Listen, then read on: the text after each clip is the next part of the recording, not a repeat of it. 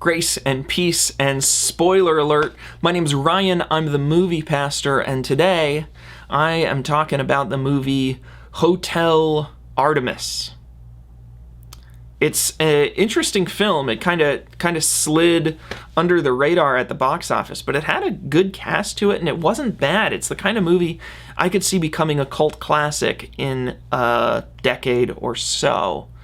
But it's a movie about trying to make the best of a bad situation. How we make moral decisions in the midst of an immoral world. Everybody in the movie Hotel Artemis exists in a alternate future version of LA, and just nothing is good. I mean, it's your classic film noir, right? What do you do in Chinatown? As little as possible. It's just a messed up world. People have limited choices. It's the situations that they're in are messed up, and what do you do with that? I mean, what does a moral person look like in a world where the cops aren't necessarily the good guys, the robbers aren't necessarily the good guys, there's nobody to kind of stand up for and say, oh yeah, this is the new world order I want, right? Oh, let the Wolf King take over. Well, no, that's not any good. So what then ought we be loyal to? If we're not loyal to the governing authorities, if we're not loyal to those who are seeking to overthrow or oppose the governing authorities. And it meditates on that question through the use of multiple characters. You've got Acapulco, who kind of says, well, I'm just going to be loyal to myself, and I'm going to get as much out of this immoral situation as I can. That's the classic answer of hedonism. You've got Nice, who is kind of along for the ride, but with maybe an extra element of quality, right? I'm gonna try to achieve phronesis. I'm gonna try to develop skills and be the best version of myself that I can be. So maybe that's less hedonistic and more, I don't know, Epicurean.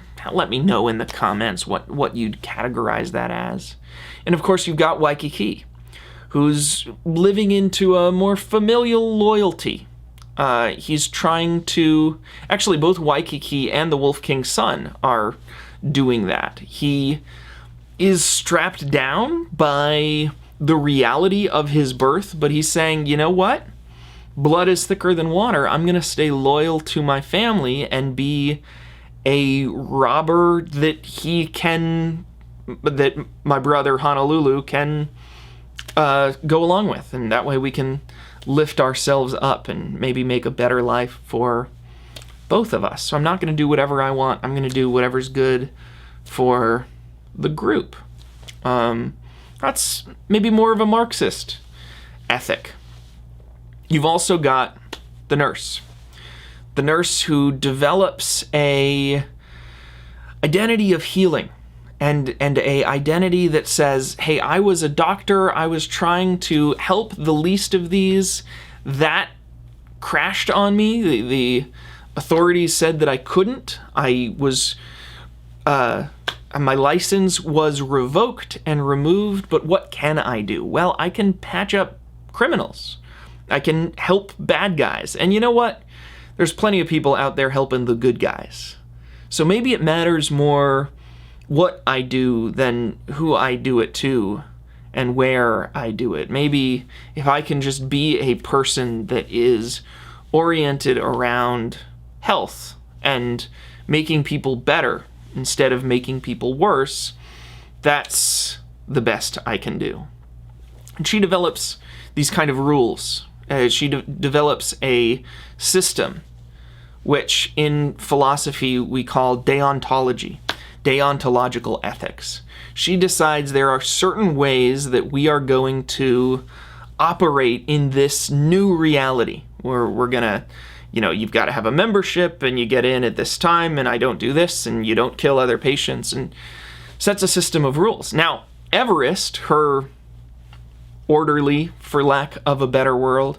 He is really devoted to the rules. That's his worldview. He says rules are rules, and we follow them, and I am perfectly willing to unheal you if you break the rules, because I'm a healthcare professional. But the nurse, at least within this the story of this movie, she's willing to bend the rules. The rules aren't the point for her.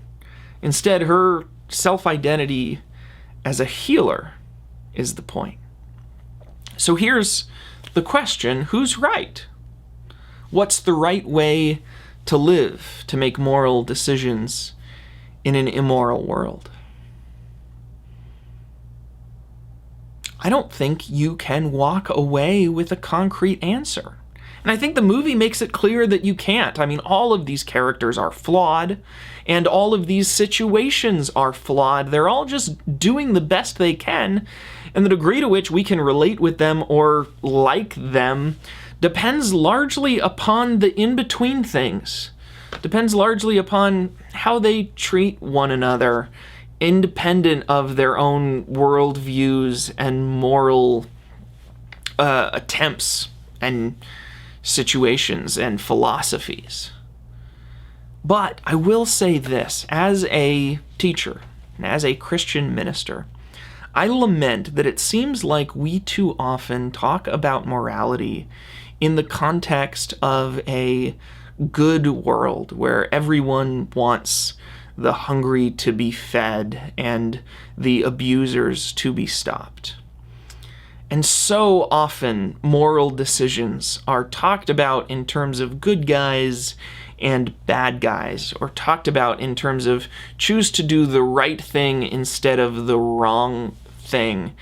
And the vast majority of the time, moral decisions come down to choices between 2 or 100 imperfect things to do, and asking which one is the least imperfect, which one is the most beautiful, which one compromises the least. And it may be that I have some rules that I live by that are really important rules, but sometimes I need to break some of those rules in order to do something which is more important at that moment. And that's maturity. And that's real morality. That's what morals look like when the rubber meets the road. And if we want to have real moral authority in the real world, we ought to be able and we ought to be articulate about those kinds of situations. Thank you very much. This has been Movie Pastor.